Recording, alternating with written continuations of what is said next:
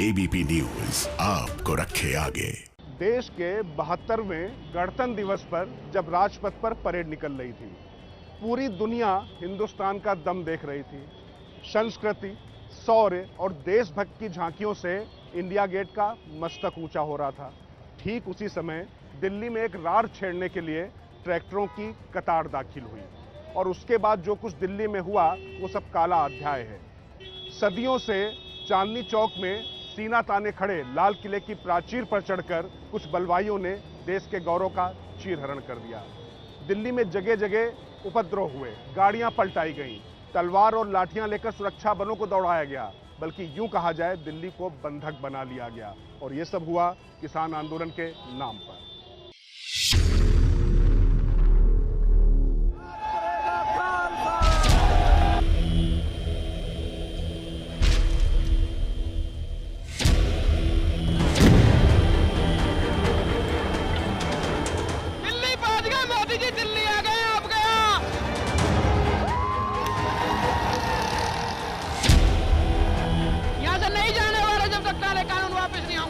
Ghazipur border की है और गाजीपुर बॉर्डर पर आप देख सकते हैं कि किसान जो है उन्होंने ये वो तस्वीरें हैं जो पूरे देश में देखी हैं। ये कलंक की वो कहानी जिसकी चर्चा पूरे देश में चल रही है। लेकिन अब इन्हीं तस्वीरों और कहानियों के पीछे से निकलकर आ रही राज की बात को हम आपसे साझा करने जा रहे हैं। राज की बात ये है कि किसान आंदोलन के नाम पर हुए बलवे के प्यादों और वजीरों को अभूतपूर्व सबक सिखाने की तैयारी शुरू हो गई।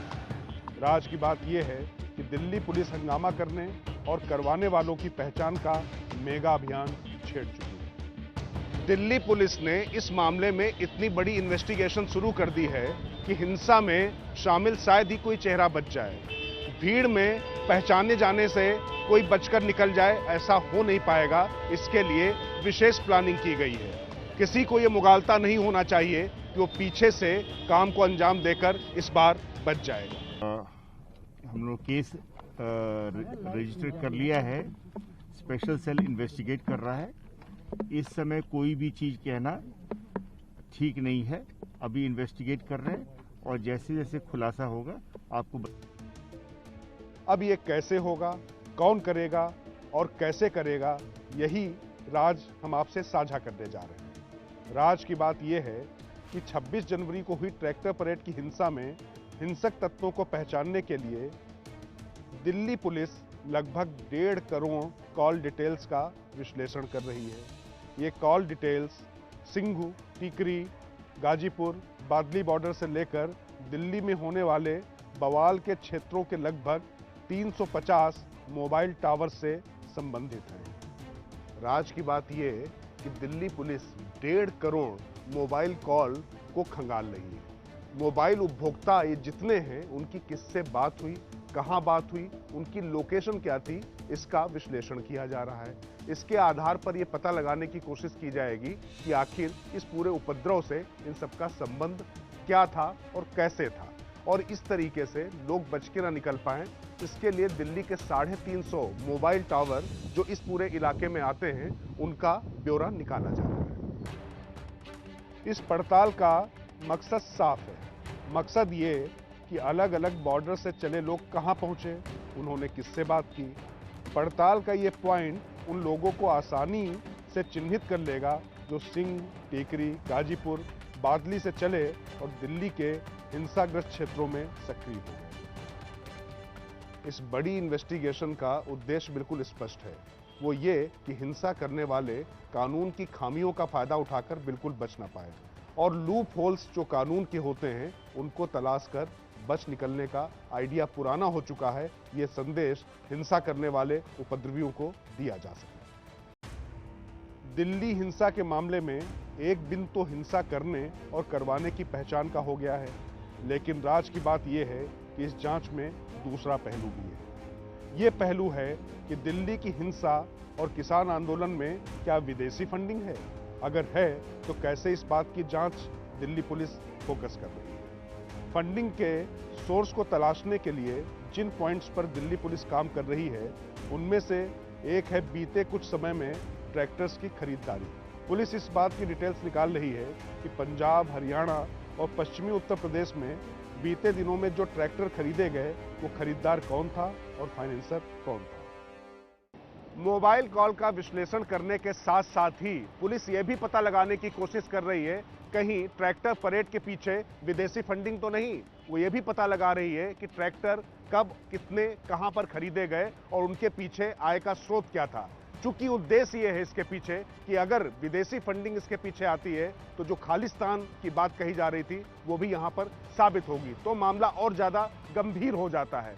केंद्रीय गृह मंत्री अमित शाह इस मामले में पुलिस के आला अधिकारियों के साथ में बातचीत कर चुके हैं और लगातार इस पर नजर भी रखे हुए हैं। कोशिश ये है कि इस तरीके की चार्जशीट तैयार हो कि कोई भी मुजरिम बच के ना जा पाए।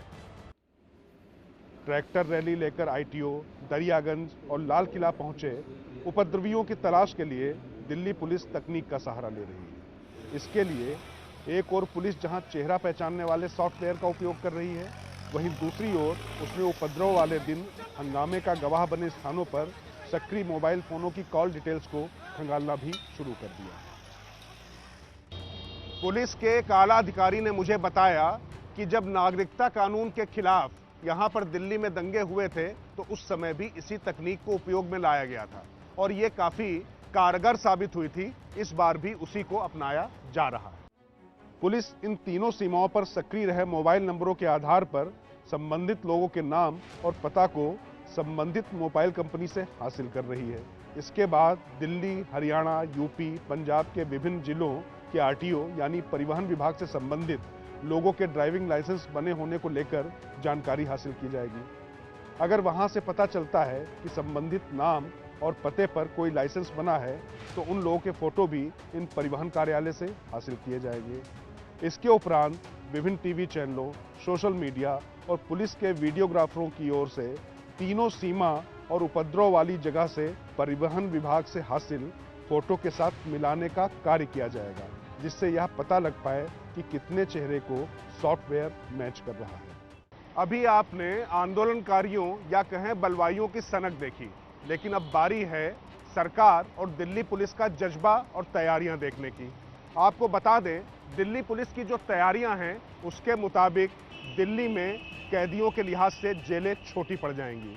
इसके लिए दूसरे राज्यों में कैदी स्थानांतरित किए जाएंगे, इसकी पूरी तैयारी कर ली गई है और दिल्ली पुलिस ने अभी से इसके लिए कागजी कार्रवाई सुनिश्चित करना शुरू कर दिया है।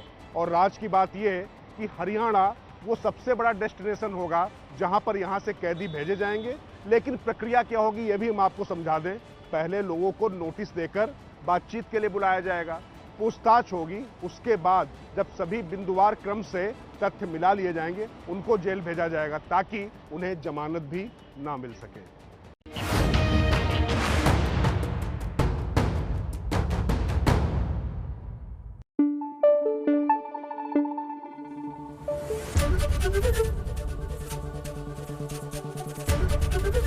एबीपी न्यूज आपको रखे आगे।